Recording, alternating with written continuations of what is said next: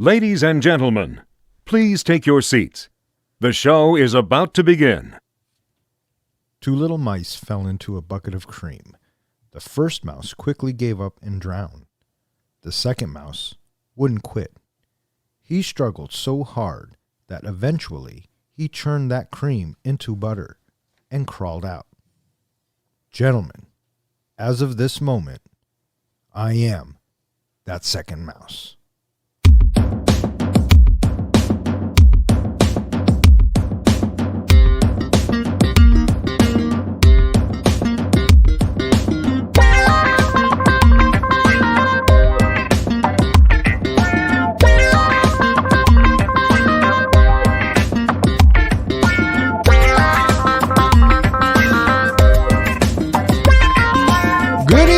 Welcome back to Three Guys in a Flick. This is where we review the good, the bad, and the absurd. Tonight's episode, Catch Me If You Can.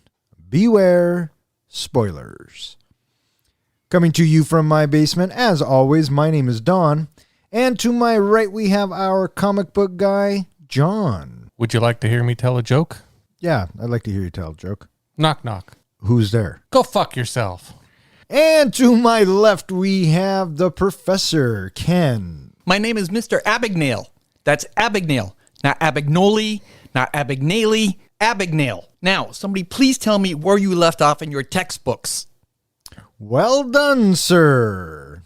How you guys doing tonight? Doing good.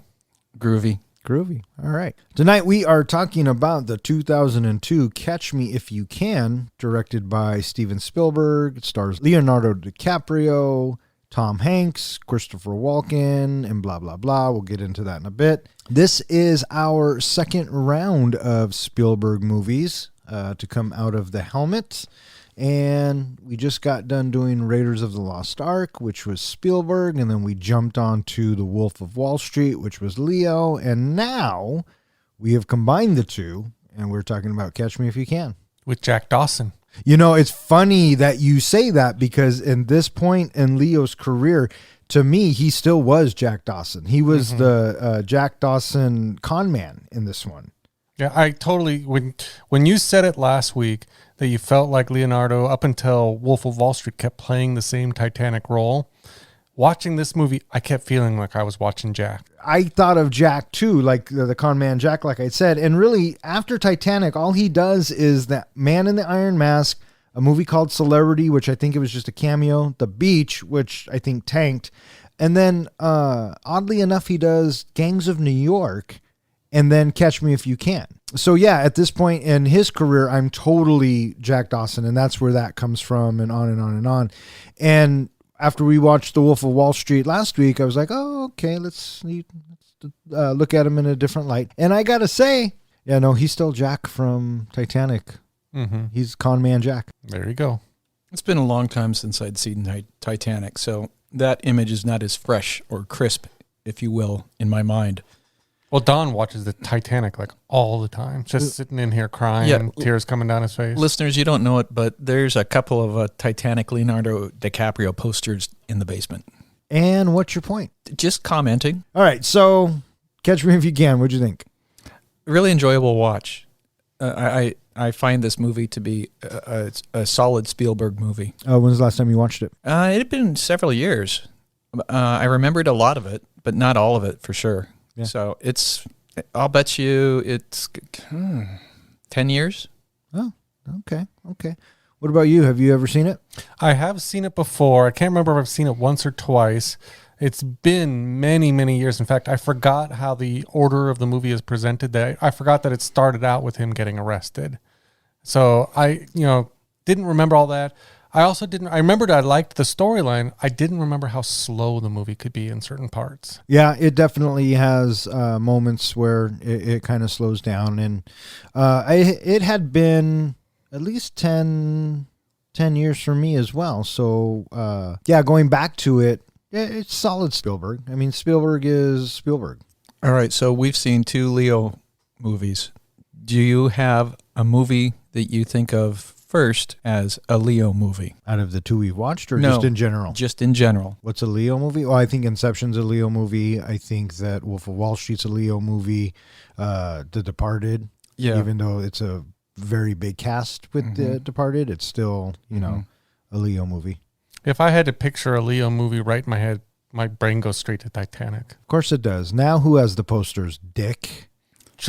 Listeners, you just heard it all come full circle. He was projecting it out on me when deep down inside, him and Julie sit and watch Titanic and cry into each other's arms, which, brother, I think that is beautiful. Julie has never seen Titanic. Again, that doesn't surprise me in the least. She refuses to watch that movie. Well, she is smarter than I. My Leo movies, I first go to Inception, and then right after that I go to Departed.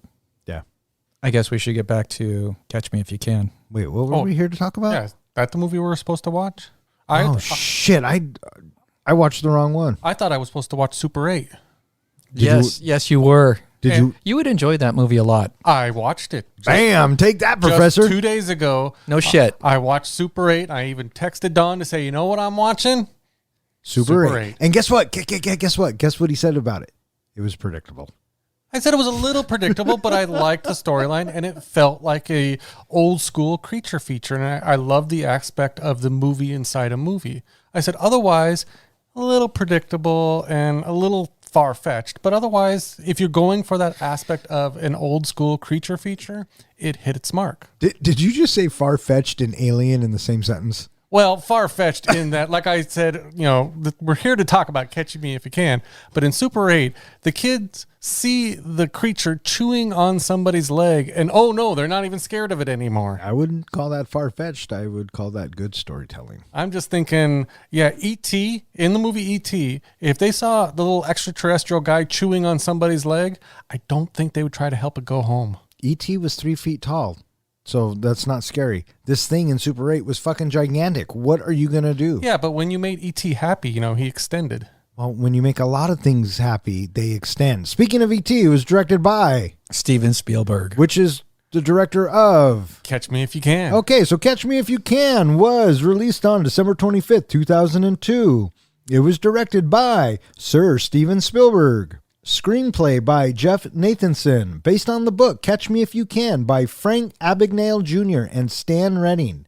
Music by the one, the only, John Williams. And it stars Leonardo DiCaprio, Tom Hanks, Christopher Walken, Martin Sheen, and Nathalie Baye. Now, one thing that was really surprising to me is I didn't realize that John Williams did the music for this. Oh, for fuck's sakes, did we not just talk about Raiders of the Lost Ark and Steven Spielberg and how John Williams always scores Steven Spielberg's movies? I don't listen to our shows. You motherfucker. You were sitting here Wait, what? when we said that. I was on that episode? One's got to wonder. Yes, John. Maybe he was on the lemons. Oh, that could be. That's possible. This movie was made for $52 million, and it brought in $352 million. This movie was nominated for 2 Academy Awards, Best Supporting Actor and Best Original Score. So Christopher Walken and John Williams were nominated again. But neither of them won, right? Neither of them won. Fucking travesty. Fucking travesty. Let's talk about this cast a little bit. What'd you guys think? We already kind of touched on Leo. Tom Hanks. What do you think? I thought Tom Hanks was phenomenal in this movie. In fact, I guess when they were looking to cast this movie, Spielberg was apprehensive about reproaching Tom Hanks. He felt Tom Hanks is not going to take a supporting role in a movie. He's a star in a movie. And I think, Professor, you can correct me if I'm wrong, Tom Hanks' response was, if it's a good movie, it's a good movie, and I'm going to do it. Yeah. Yeah, that was how he felt about it. Now, one interesting thing, I guess they've been trying to make this movie since like around 1981. And it's taken a long time for them to actually get someone to back the movie. Do you know who the original person is that they wanted to play Frank Jr.? Maggie would love this. Was it Johnny Depp? No. Well, that was for the current version, but back in 1981 when they were trying to do it, Dustin Hoffman. In 81? When did Tootsie come out? Wasn't he kind of old to be Frank Abagnale? Yeah. That might have been why they're having troubles getting the backing. Oh, maybe. Yeah, 2002, Tom Hanks is in Catch Me If You Can. And what else is he in? Castaway. No, it's one of your favorite movies, or a movie that you really like. I'm sorry, were we talking about Tom Hanks? Yes. Okay, so for me, there's a couple of movies that I always think about. When I think of Tom Hanks, one movie I always think about is Toy Story.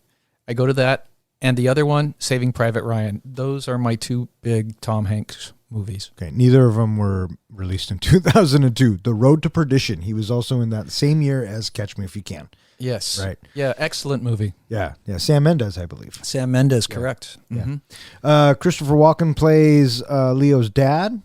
Fantastic. He's so enjoyable to watch. He's so enjoyable to watch on screen. He is a guy who every movie he's in, he pretty much does play the same character, but he's just so amazing at it. You just love him in everything he's in. So I was curious to find out what are your Tom Hanks movies that you think of first? I mean, he's had a boatload of them.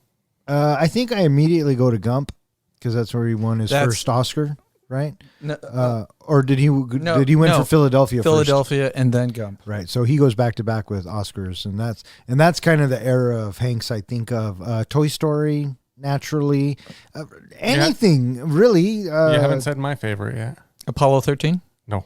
Splash. I got you last time with that too. I would consider Gump, but I think above Gump, The Green Mile. That is one of my favorite roles that Tom Hanks has been in. Fucking solid.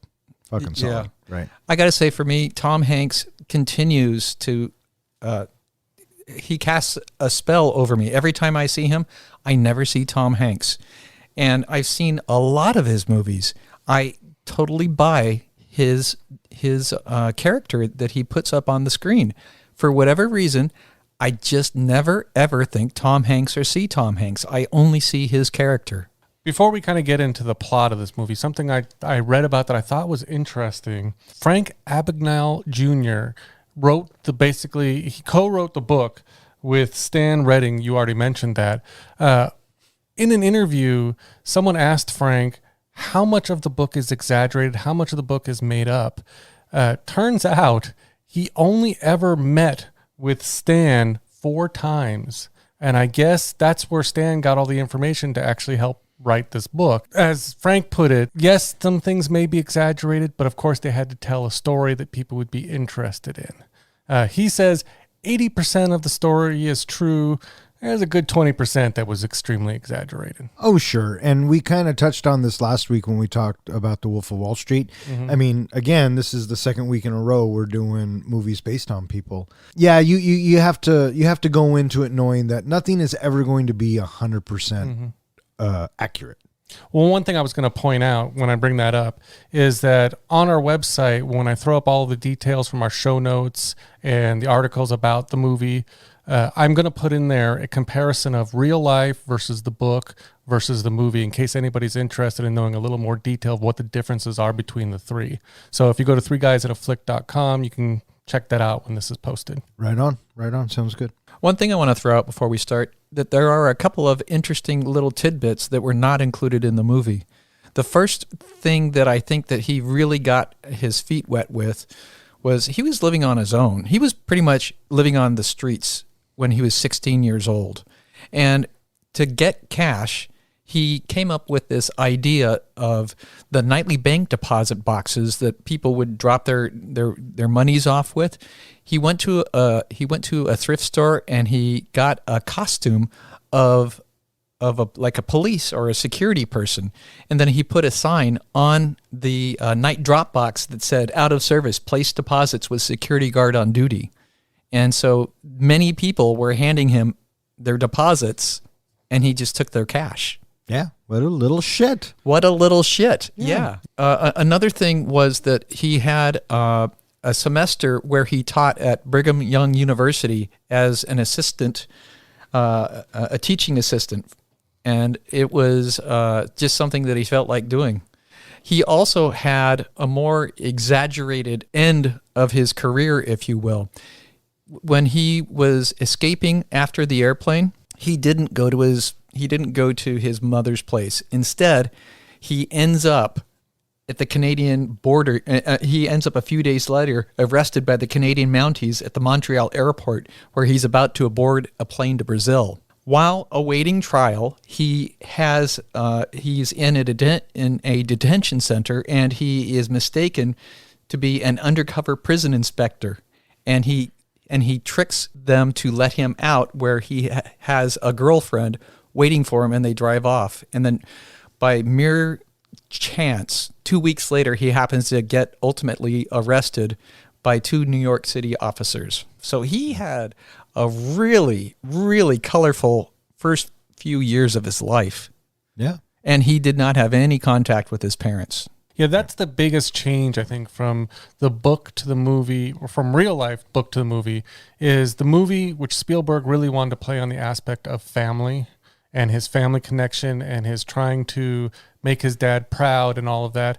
In real life, when he ran away, he never saw his parents again. Oh, really? So Ever again? Ever again, because his father died by the time he returned. Oh, wow. Now, the real reason why he ran away in the movie, it was because of the divorce. In the real reason was basically his dad had given him a gas credit card. He had run up a lot of bills on it and done a lot of, bad things with his credit card and conning people, things like that, that his parents wanted to put him into a military school, or a reform school. And instead of going to the reform school, he ran away and was on his own. So there you have it. All right, so let's dig into the movie. In 1963, teenager Frank Abagnale lives in New Rochelle, New York with his father, Frank Sr., and his French mother, Paula. When Frank Sr. encounters tax problems with the IRS, the family is forced to move from their large home to a small apartment. Meanwhile, Frank transfers to a public school and gets into trouble where he poses as a substitute French teacher on his first day there. Shortly thereafter, Frank discovers that his mother is having an affair with his father's friend, Jack Barnes. When his parents divorce, Frank runs away. Needing money, he turns to confidence scams to survive, and his cons grow bolder. He impersonates an airline pilot and forges Pan Am payroll checks. Soon, his forgeries are worth millions of dollars. News of the crimes reach the FBI, and Agent Carl Hanratty begins tracking Frank. Carl finds Frank at a hotel, but Frank cons Carl into believing he is a Secret Service agent, Barry Allen.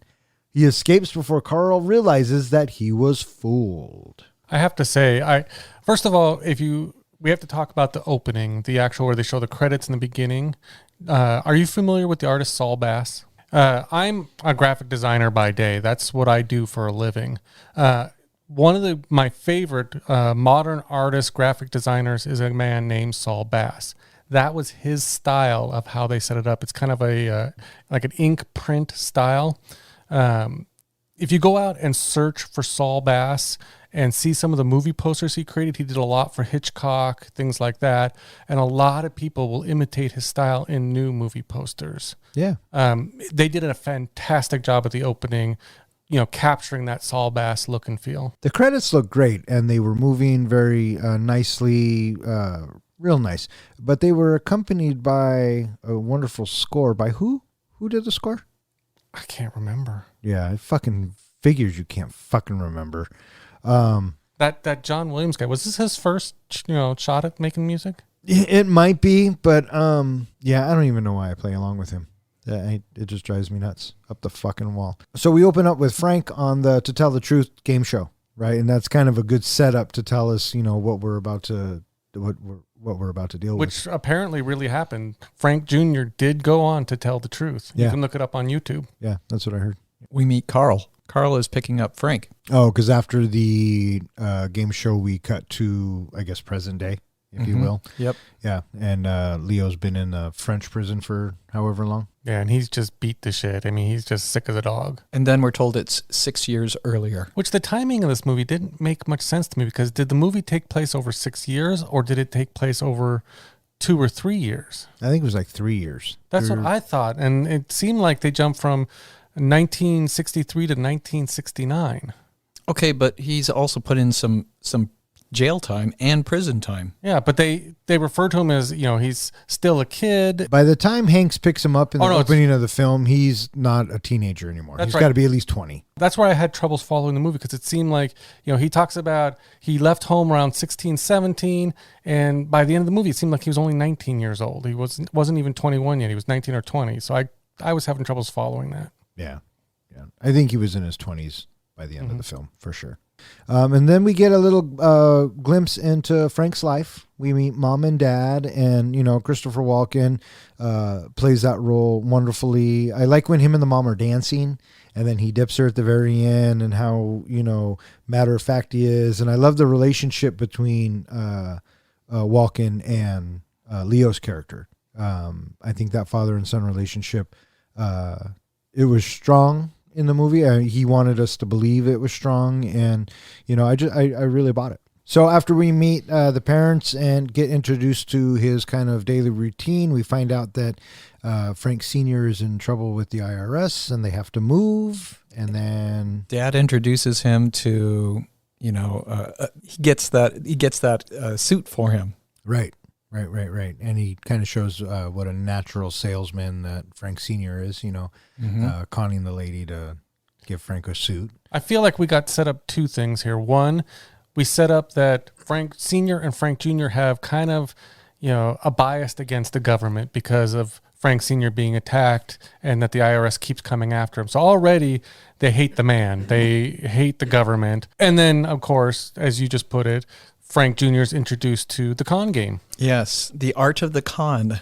And then they downsize, and then from there, then we cut to him going to school, and it's his first day of school. I loved this part. Oh, it was a great scene. I kept thinking, God, I wish I had done something like that. I mean, just the confidence this guy has, right? And the courage. And I think what kind of gives it away or even helps it is that he's wearing the uniform from his old school, so he doesn't really... He's not dressed like all the other kids. And then someone even mentions to him in the hallway, he looks like a teacher or something like that. Yes, the bully. Oh, is that who when it was? he goes in, what are you selling, encyclopedias? Yeah. Wait, what are you selling, encyclopedias? He even looks like a substitute teacher. Right. And so that gives him the idea, and, He's got great that scene. moxie, and we are now introduced to what ends up propelling this character, Frank, for his entire young adult life, which is he has this brazen attitude with no regard to the consequences or the repercussions of what could be happening. And because of this, he goes on to do insane things without thinking through at all. What happens if? Yeah. And Frank, real life Frank, said that if he would have tried to do half of this stuff, no, not even half, hardly any of it, if he was like 21, 22, 23 years old, because common sense kicks in. This guy's just a teenager. And with that, it's like, what the heck?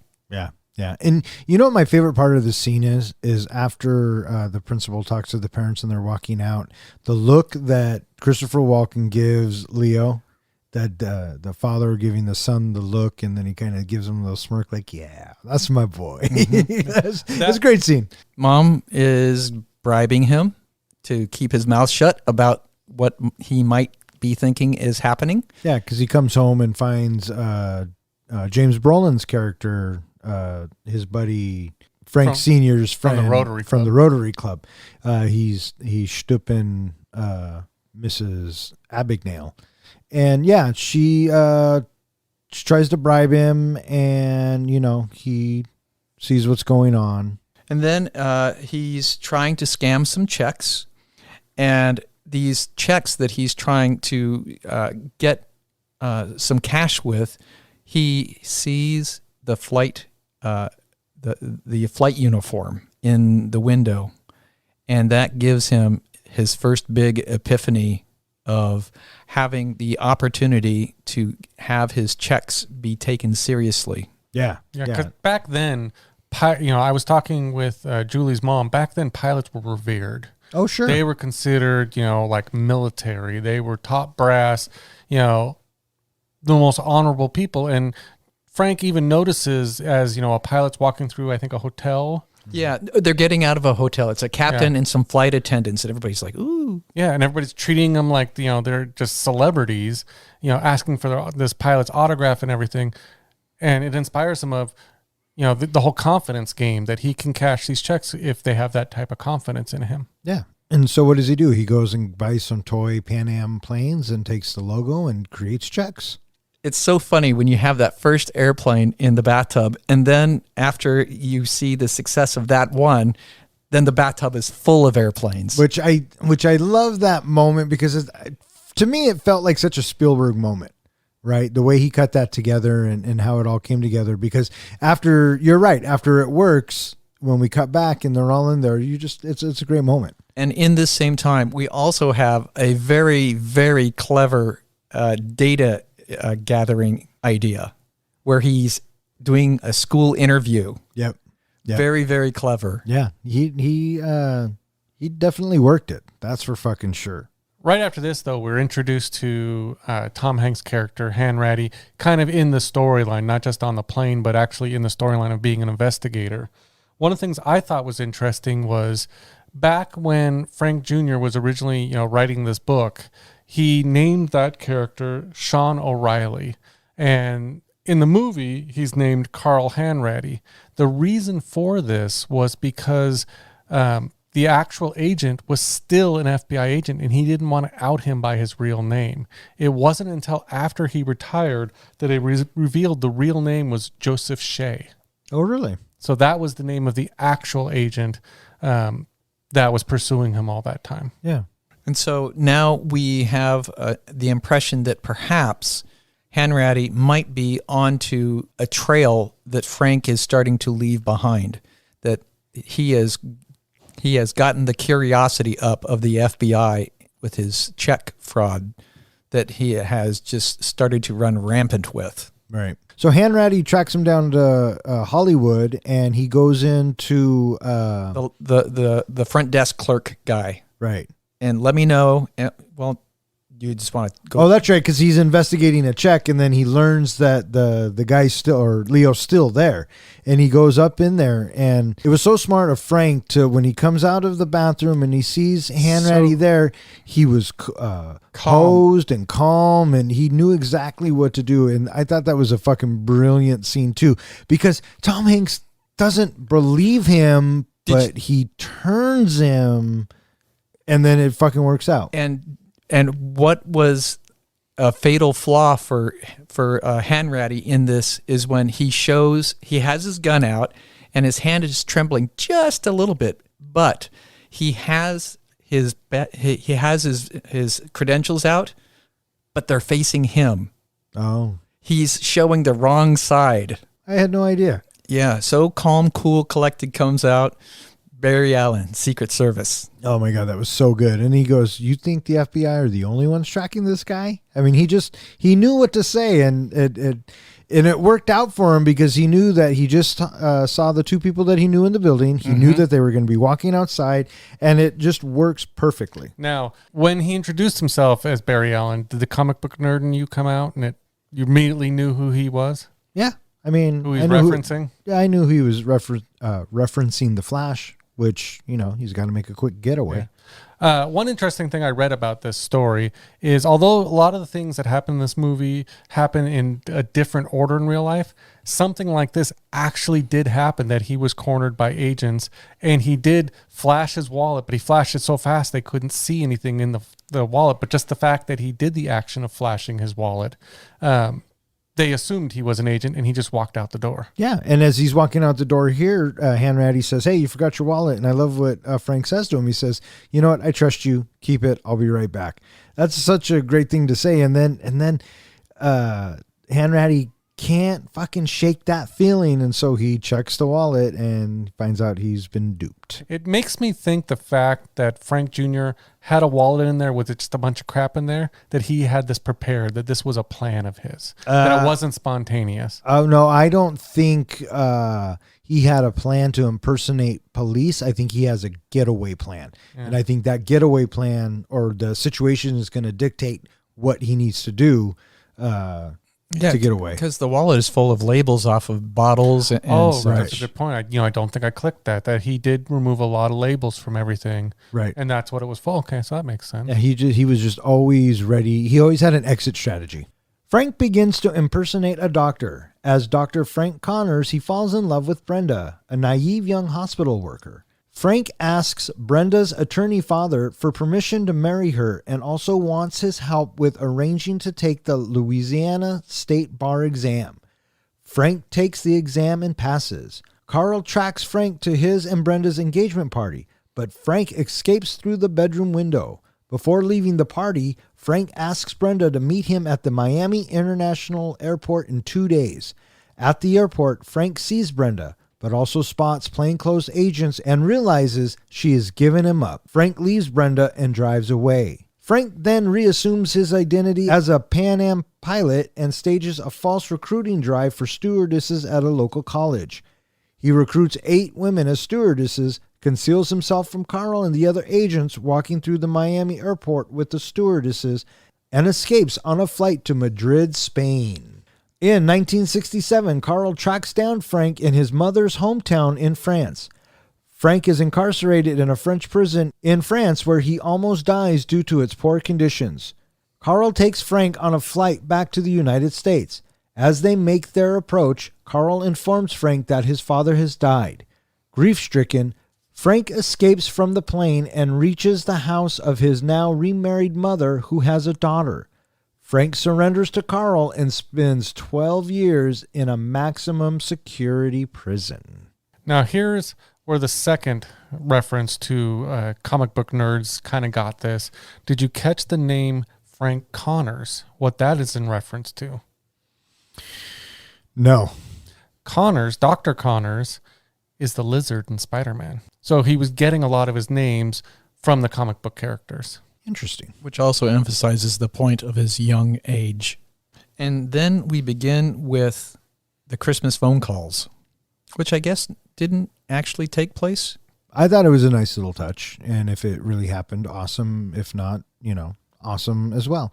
Yeah, he calls Carl, who's working on Christmas Eve, and they have a nice little chat for a second. And I love the way Hanks talks to him, right? You know you're going to get caught.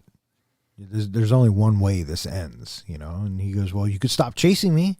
And, Carl being the forever FBI agent, the forever good guy, I can't stop, right? It's my job. It's my job. So you could tell that Frank Jr. was lonely and needed somebody to talk to, and Carl was just pissed. Yeah. Just pissed that he, got one pulled over on him and he was going to catch this guy. Yeah. And you know what I love about that conversation as well is Frank tells him where he's at and he says, come and get me, and he was being honest because when Frank leaves the room, it's the same room number that he gave Carl. Mm-hmm. So, it seemed like every one of their conversations, whether, I don't know if it was on purpose or accidental, he let some important information fly, almost like he wanted to get caught. He wanted to stop. And they kind of brings it up later on in the movie, asking his dad, tell me to stop. Yeah, he says, just ask me to stop. Just ask me to stop. And so it's almost like he wanted an excuse to just stop. Sure. Well, ultimately, that's what ends up happening to Frank. He grows a conscience and he feels guilty for what he's doing. And in real life, that was eventually what made him slow down, was the fact that he knew that he was being deceitful and hurting people. It's one thing to have somebody hurt your feelings and lying to you if you don't know them. But when you have relationships with people and you have a secret and then it comes out, and people are seriously scarred by that. You hurt me. They are personally, morally offended if you have a relationship with them and they find out that there's a big lie. And I think that being the case, eventually it just wears Frank down and he doesn't want to continue this kind of a life where he's being so deceitful. Sure. The real Frank Jr. claims that he never took advantage of regular people. Now, a lot of people have come forward to say that that's not true. He did, especially early on, do a lot of scams that, cost money to real people. He said only his victims were only ever big corporations. And so this is the part where we get to the movie that I kind of felt was a wee bit long. Was this whole kind of, I'm going to be a doctor and then a lawyer. He's sitting at home watching TV and he sees the medical show, so he goes in, and then this is where he meets a young Amy Adams. Yeah. Do you concur? Oh, that's a funny scene. I'll give you that. Right. What'd you think of Amy Adams' introduction? You know, she's just getting chewed out by the doctor. She's all in tears. She looks like she's about 15 years old. I know, totally. And then he just kind of walks up all suave and, smooth like, and he's telling her, stop crying, stop crying. I thought she was fine. I thought she did a great job. Her braces really annoyed me, but, I'm a dick, so there's that. I guess there's the scene where he is kissing, was her name Brenda? What was her name? Amy Adams, Brenda, yeah. Brenda. He's kissing her. Spielberg's direction to Amy Adams about that first kiss where she's just kind of all over him was, imagine you're starving and he's a cheeseburger. Oh, that's funny. And right before he became a doctor, we get to see just how well Frank is actually doing in life, because he's got those fancy digs, fancy duds that he's wearing. All that lavish equipment. Yeah, and he's held up in Atlanta. He was living in Atlanta, Georgia, and in the meantime, Carl goes to see Frank Sr., and Frank Sr. being the dad, I'm not going to give up my son ever. And then he finds a letter on Frank Sr.'s table, and it says Atlanta, Georgia, and so that's how Ratty starts to follow or really get on the scent of Frank Jr. Before this takes place, and I missed it in the movie, and I thought about rewinding it. How did he track it down to being Frank Abigail? Where was that connection that he made? His mother. Yearbook. But how did he get to his mother? Like, how did he figure that out? Well, to go see them. So he realizes that he's a kid when the Flash connection is made. Once the Flash connection is made, then he's starting to go look for school dropouts in that New York area. That's what I was wondering. And so then from there, he started sniffing around, and he had a pretty good idea what he was looking for. And eventually, that got him to a short list of people, and it was like eight. No, it was a small list of people, and They all split up, and they all went and checked him out.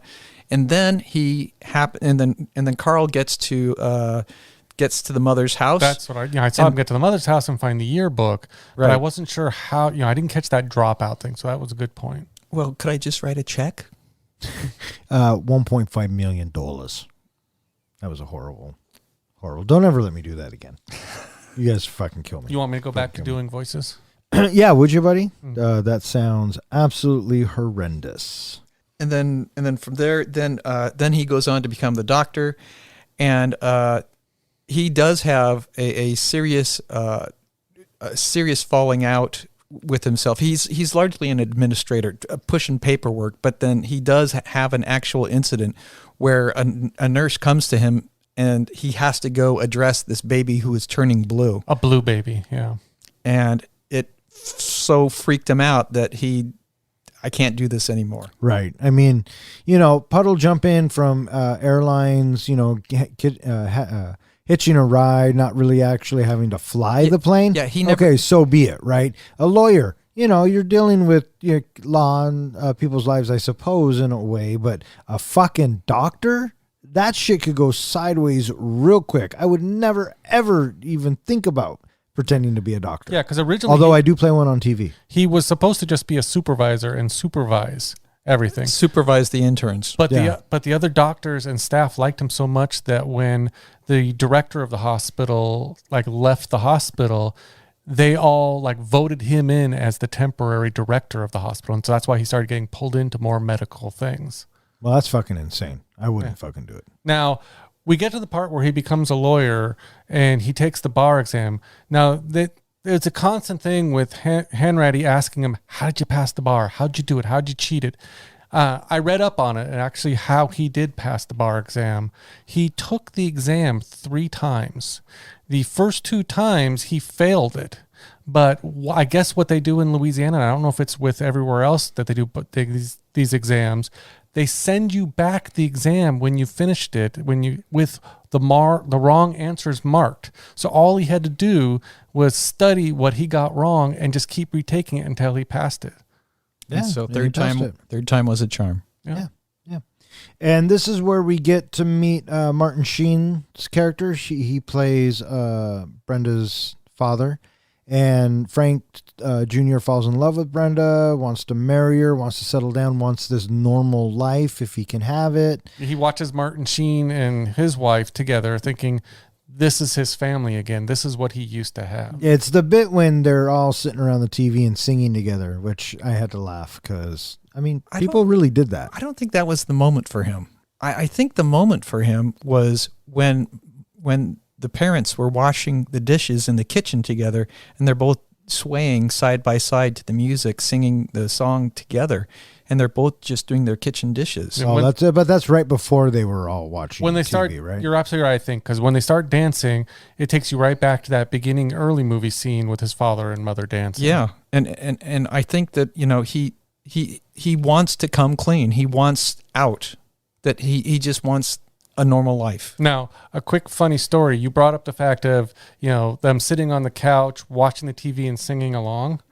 When I watched this movie just the other night, I watched it with my father and Julie's mom. They both started singing to the TV. Did they know the song? Boy. They knew the song. They knew the guy on the TV, and they were into it. Oh my gosh, that's so funny. So, because I was thinking, who does that? And I'm looking over, and on either side of me, they're singing. That's funny.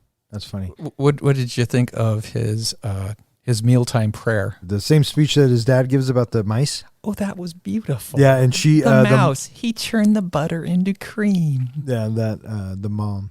I love she loved it. Martin Sheen's, his look of what the hell was that? Yeah.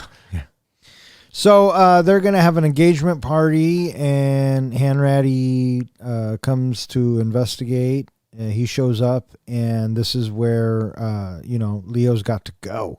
Frank Jr. has an escape plan because he always has an exit strategy, and he has two suitcases full of cash.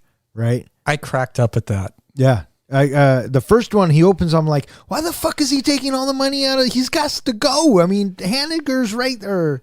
Ratty's right there. Get the fuck out of here. What are you doing? And then he pulls down another fucking suitcase and opens it up. And I'm like, why is he spreading all this money around? He's just go, right? It's amazing he didn't get caught. What cracked me up about this scene is, you're right. He was going through a lot of money, and a lot of the money fell onto the bed and everything while he's trying to pack it all up. And then as he's climbing through the hotel or through the window and telling Brenda to meet him at the airport to take a cab on this day and blah, blah, blah. And he hands her money to take the cab. And all I'm thinking is there's probably about $500, $600 sitting on the bed of that spilled out of the suitcase. Why is he handing her any money? Yeah, there's that. And then I was also thinking, it was kind of silly for Frank Jr. to think that they weren't going to flip Brenda. Of course, the cops were going to follow her. Her dad's a fucking lawyer, for God's sakes, right? One of the classic lines in this, too, is when he's basically spilling his beans and confessing to Brenda about he's not really a doctor. He's not really a lawyer. He's not really a Lutheran. He's not this. He's not that. And what is her response? You're not Lutheran? I just love how she just sticks to that. Yeah, that's what you got out of that? So yeah, he has to confess, and he makes his escape, tells her to meet him at the Miami airport in 3 days, 2 days, whatever it was. And when he shows up and she's standing there, he sees that she's being watched by the authorities. Kind of a heartbreaking scene, because I think he really did want to start a new life, and I think he really wanted to stop doing what he was doing. But the reality of it is, it was only going to end one way. Or I guess it could have ended two ways. He could either have been dead or he's going to jail. One of the two. Well, my first two thoughts in this scene is, first of all, I kept thinking Brenda's not going to support him because her dad is a big prosecutor. Was he, the district attorney? I can't remember exactly what his thing is, but she's not going to go against him again. But then the second thing I thought of, because again, it's been a while since I saw this movie, and he starts looking around and seeing all the people. I'm thinking, oh no, now paranoia's kicking in. He doesn't trust anybody. It wasn't until I saw the guy on the roof with the binoculars that I realized, no, he's absolutely right. I think you've been watching too many Martin Scorsese movies. Did you catch that little Forrest Gumpian moment when Ratty is outside the bedroom? That was on purpose. Yeah, that was a nod. Was it? Yeah.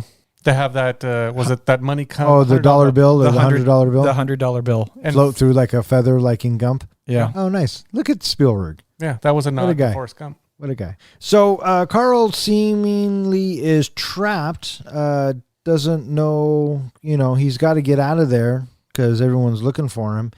So what does he do? He goes back to his con man ways, gets his old Pan Am uniform out, and recruits a bunch of stewardesses.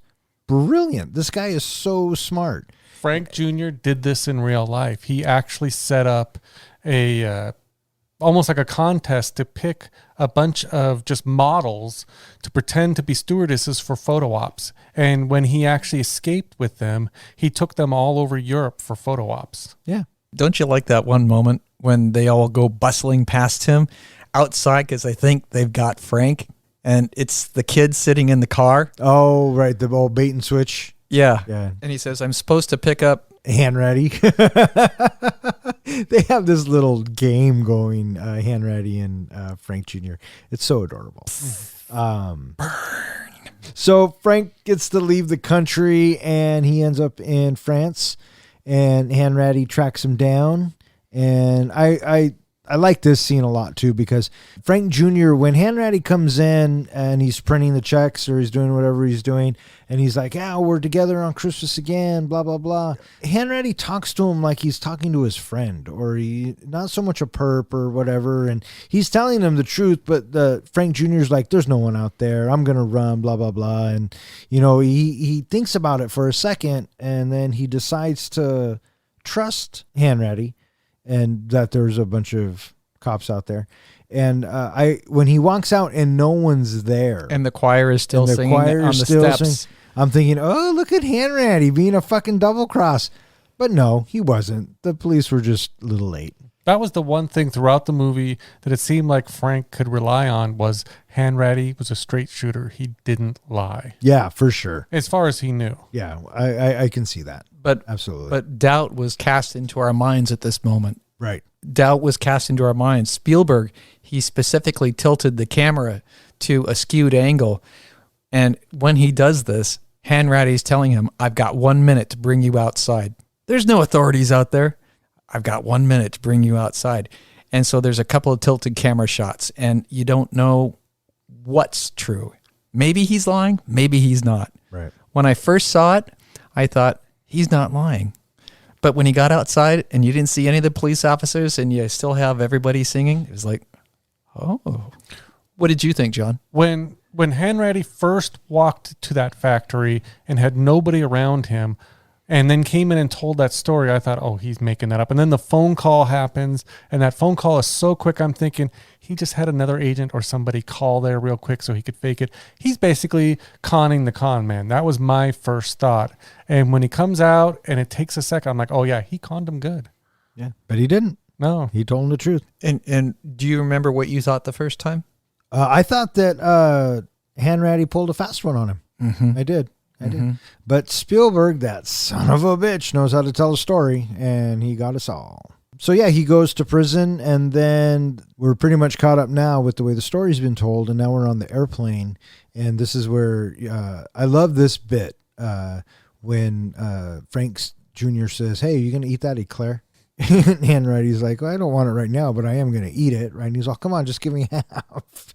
And so Hand Ratty does what I would totally do. I could see you doing it. And I do it to my kids all the time, especially with like donuts and stuff. I'll just eat the whole thing. And he just shoves it in his mouth. Yeah.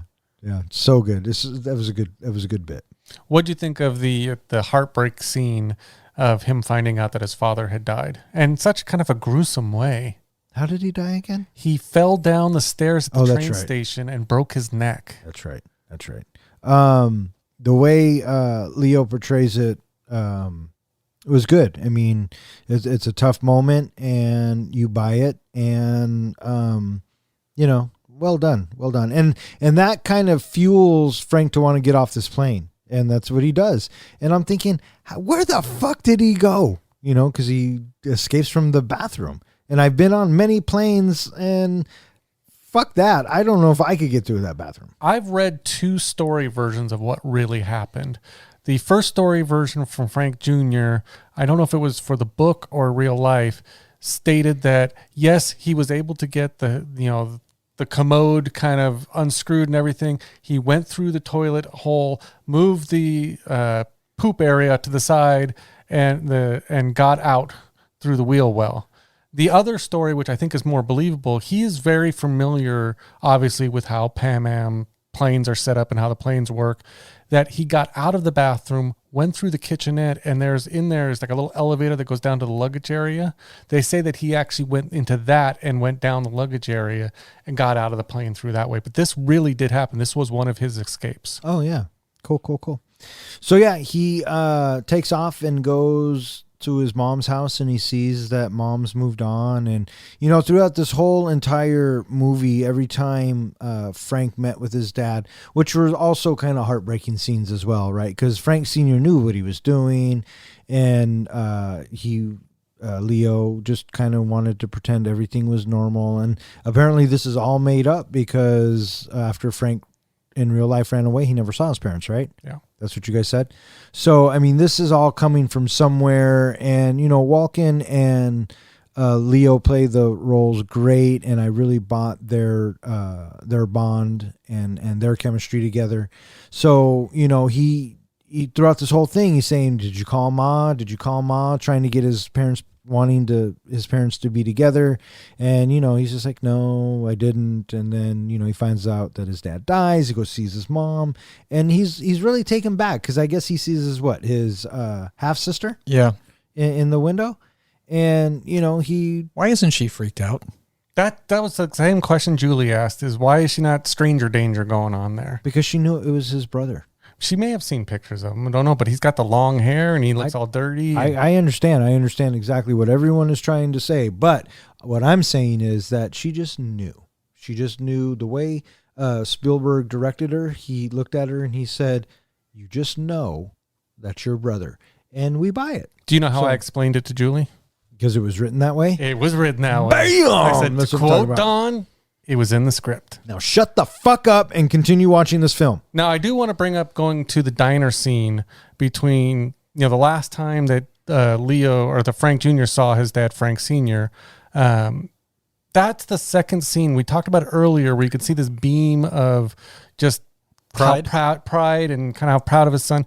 You could see that he, Senior was so impressed with his son getting back at the government and getting away with it. And he had to keep doing it. He was living almost like vicariously through his son and getting kind of revenge on the government. Is that kind of how you saw it too?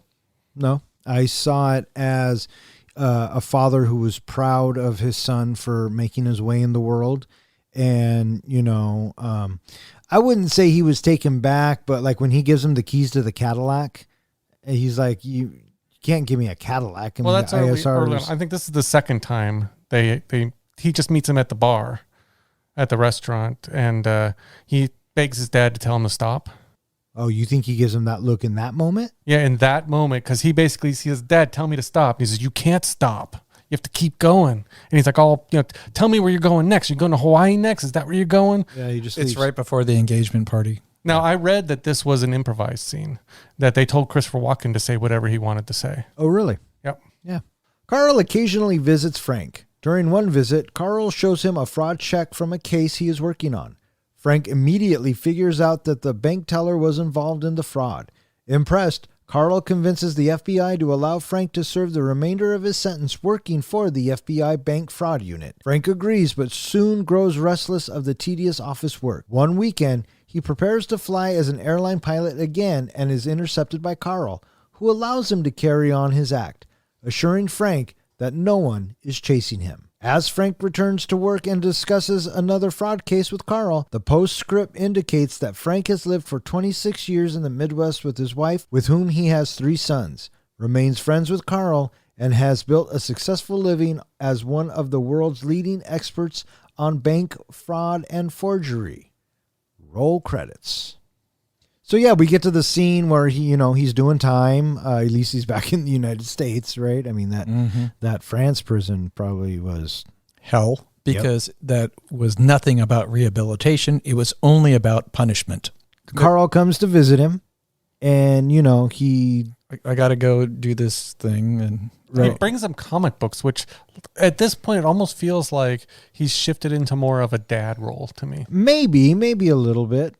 But definitely someone who sympathizes for him. There you go. Yeah, he sympathizes for him for sure. He knows, it couldn't have been easy to be this kid, on your own and forging the banks for millions and millions of dollars. But, you know, Ratty kind of picks up that Frank's really good at this and they could use his help. And, you know. Do you have one of the checks?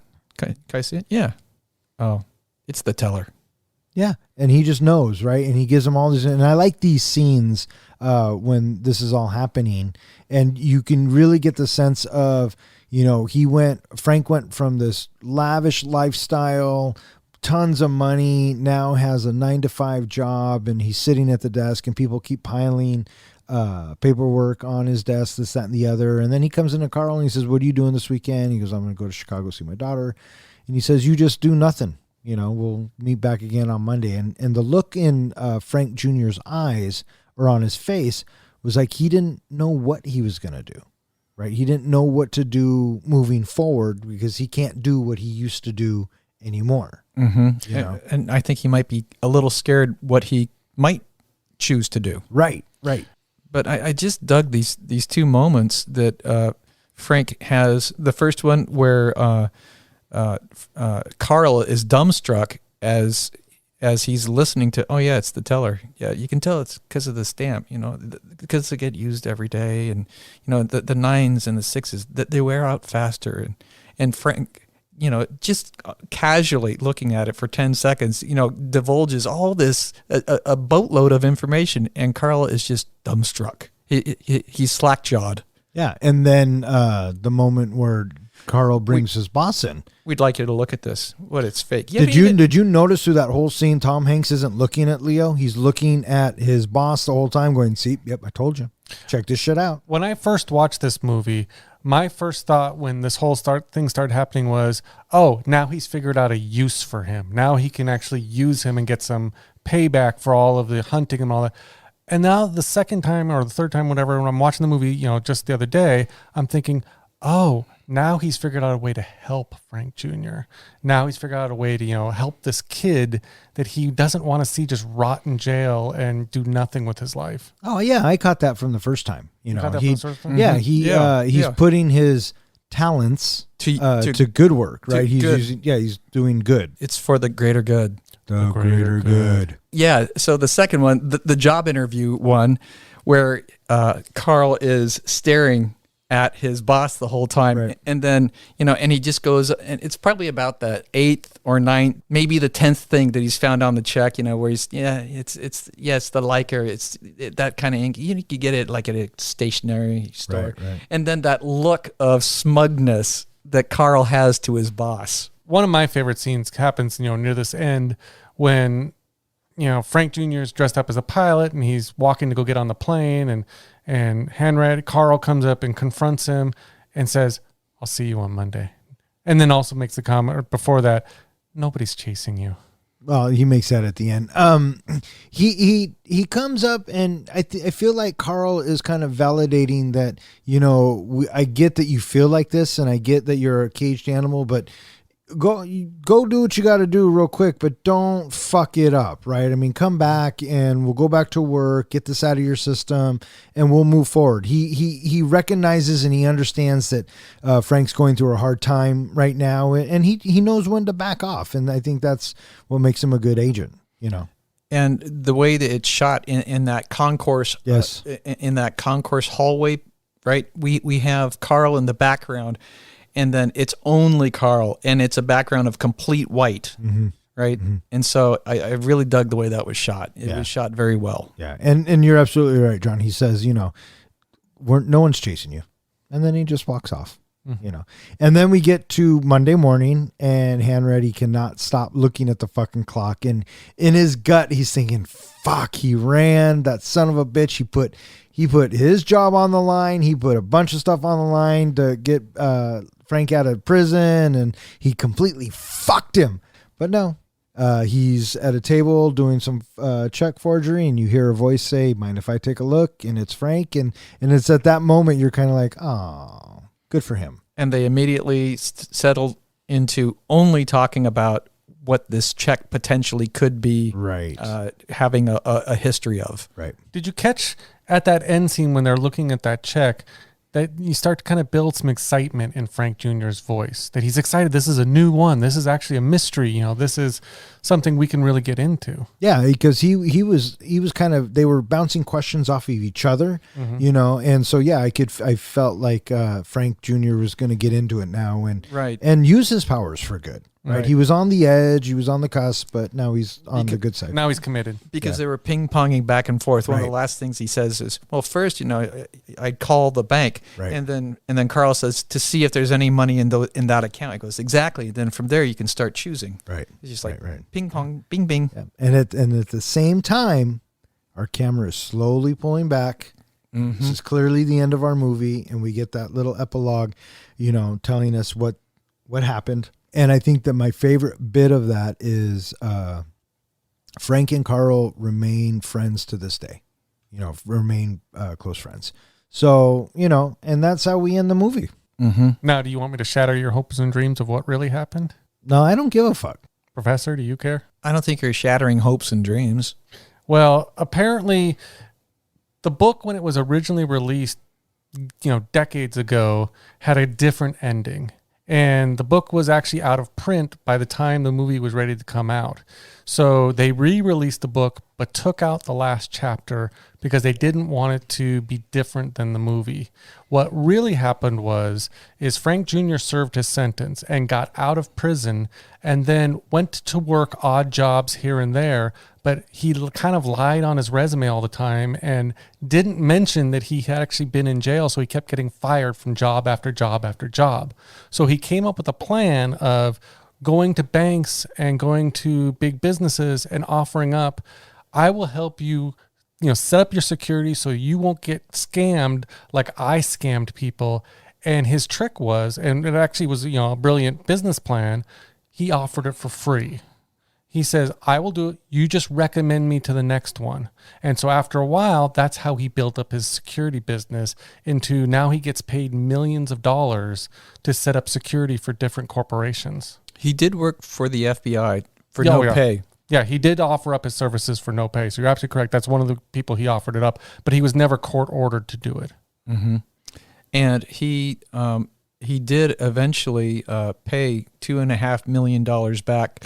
$2 million of the $2.5 million were to companies, and the last $500,000 were to individuals that he felt he took advantage of. Although Sweden says that he took a lot of money from them and has never paid it back. He claims different. Yeah, well, what are you gonna do? And also Frank Jr.'s eldest son became an FBI agent. Oh, well, there you go. Now, Professor, you brought up earlier a great story of one of his escapes from prison where he pretended to be an undercover agent, inspector inside the prison, and so he got out. There was another story that I read that I thought was interesting. Earlier on, he had been arrested. I don't know if it was when he was brought back to America or exactly when it was, but he was arrested and they offered him to, you know, get out for, you know, on bail. So he hired a guy named Bail Out Bailey to go ahead and cover his bail so he could get out of prison. He wrote the guy a bad check. Shocker. So that was one of his escapes out of prison. All right, so what do you guys think? Are you guys ready to rate this bitch? Yeah, let's rate this bitch. Hey, Professor, how do we do our ratings?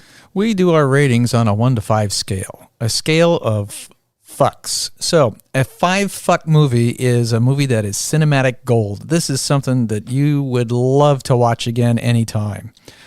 If a movie has 1 fuck, this is a movie that is just a dog and it's not worth your fucking time ever again. What's a 0? A 0 is somebody owes me 2 hours of my life back, you motherfucker. Something that we just don't give a fuck about. All right, who wants to go first? Who put this movie in the helmet? Oh, I think I did. Would you like to go first, or would you like us to go first? Oh, I'll go first. Asps. Very dangerous. You go first. Catch Me If You Can. Spielberg, DiCaprio, Hanks, you know, that combination, pretty powerful. And even back in 2002, Leo is 3 years removed from Titanic, like we were saying. Spielberg had just won for Saving Private Ryan, Best Director. Hanks is still on a roll from Philadelphia, Gump, so on and so forth. So, I mean, it was pretty much magic. The story was a good story. As far as Steven Spielberg movies go, this one kind of falls in the mid-range for me. Off the top of my head, I can think of 5 that I would rather watch. But I still enjoyed it.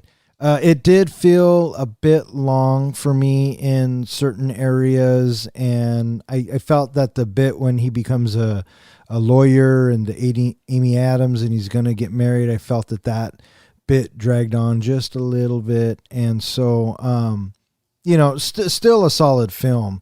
For me, Catch Me If You Can gets 2.75 fucks. All right, so Catch Me If You Can. I enjoyed this movie a lot. It's a fun watch. And what I appreciated more about this movie as opposed to The Wolf of Wall Street is that there is a real sense of remorse and a sense of hope, if you will, by the end of the movie.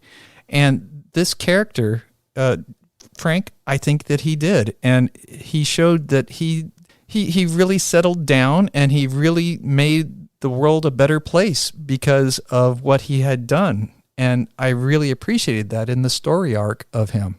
It was a fun movie to watch. I enjoyed all of the little different iterations that we got to have between him and Tom Hanks. Tom Hanks, very, very good in this role.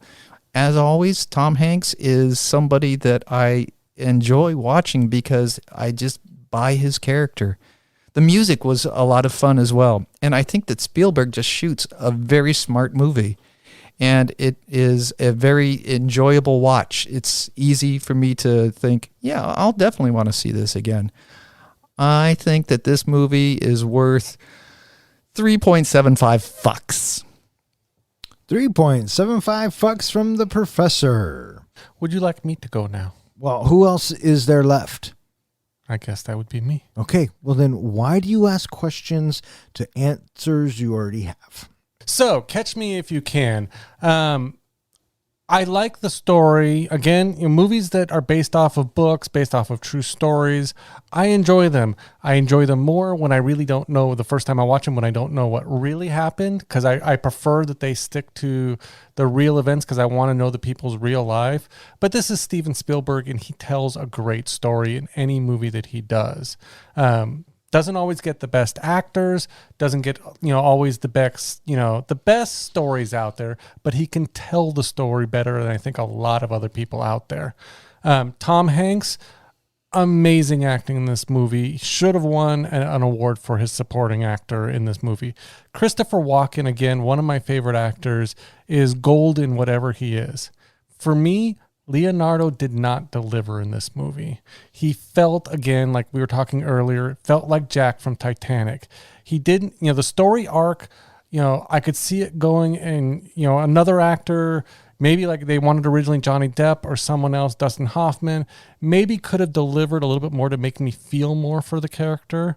But Leonardo didn't make me feel for this character. He didn't deliver on that character arc. So in the end, when he's upset over his father, yeah, I feel bad for him, but I don't feel his journey. I don't feel what got him there. And I don't, as Professor, as you said, I don't feel the remorse. I just feel like he's tired and he's done.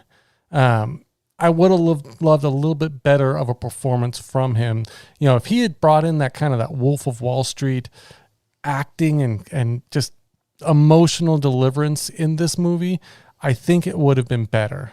So that was one thing that, I didn't enjoy so much in the movie. I did feel a lot of this movie was slow and could have been told a little bit quicker. So that was another thing that makes it. And then the third thing that, disinterests me in this movie is once you know what happens, you really have no desire to see it again. You got everything from the first or the second time you see it. There's nothing that you're going to get out of it, I think, new from seeing it a third or fourth time. So for that reason, even though, like I said, it was a great movie, kind of being in that time period, I thought they delivered on that, delivering kind of the elements of getting you into that whole family aspect, did a good job. Other than that, I'm not, I wasn't really drawn into this movie, versus other Spielberg movies, versus other DiCaprio movies. So for that reason, I'm giving it a 2.75 fucks. All right, there you go. 2.75 from shithead over there, 4.95 from dickhead over there, and wait, what did I give it? This is why I write it down. Oh, look, it comes You to gave it 2.75. I know, I was just fucking with it. But you gave it 3.75, right? Yes. Yes, Yeah, he gave yeah. it a 3.75, and we both gave 2.75. Yes. Now comes the time in our podcast where we are going to select our next film. We have our Bronco helmet full of fan picks, along with some movies from the directors that we have previously chosen, which is Martin Scorsese, Steven Spielberg, and John Hughes. The professor picked last time. I think I picked the time before that. So we are going to go ahead and let the comic book guy pick us a winner. We have... Our next movie is a fan submission. So our movie comes from Jocelyn.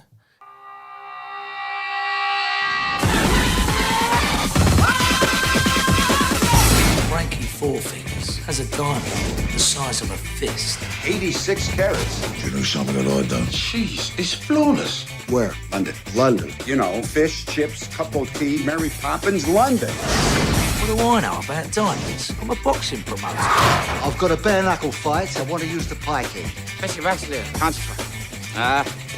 What? You're going to have to repeat that. Special Vasilier, concentrate. What? What's a gun doing in your trousers? Protection. Protection from what? The Germans. Open the case and give me the stone. The only man who knew the combination. You just shot. Getting heartburn. Tony, do something terrible. Where is the stone? Heavy. Shut up and sit down, you big bald. So what should I play? You can call me Susan if it makes you happy. I don't care if it's Muhammad, Imard, Bruce Lee. You're going down in the 4th round. Whoops.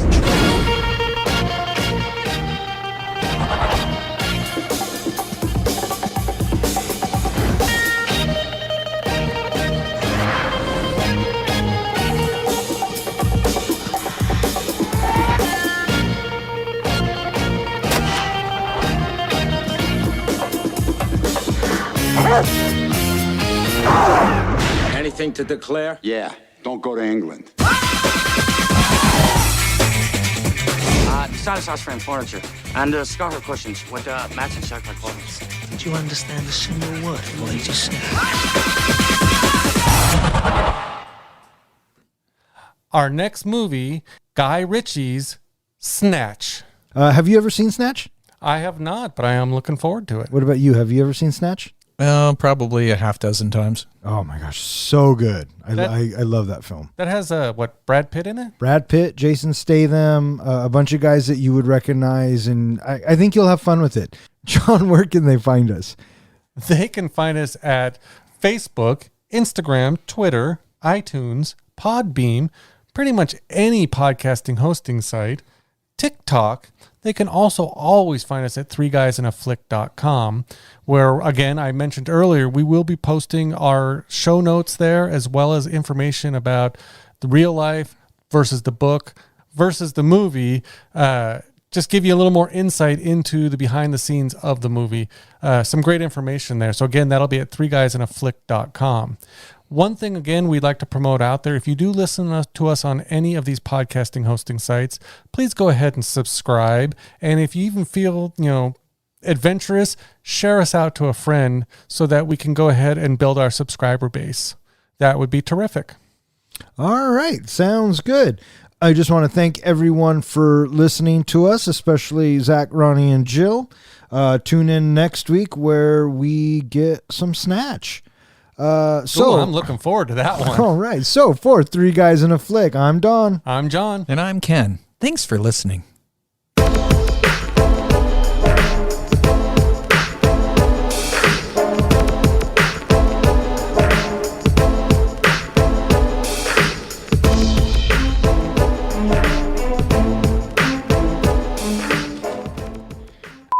And so now Frank gets sentenced to 12 years in prison. And off he goes to prison.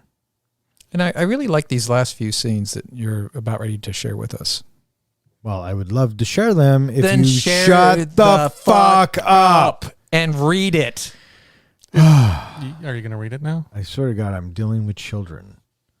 Of a bunch of people to get rich, but in this one, he's taking advantage of a system.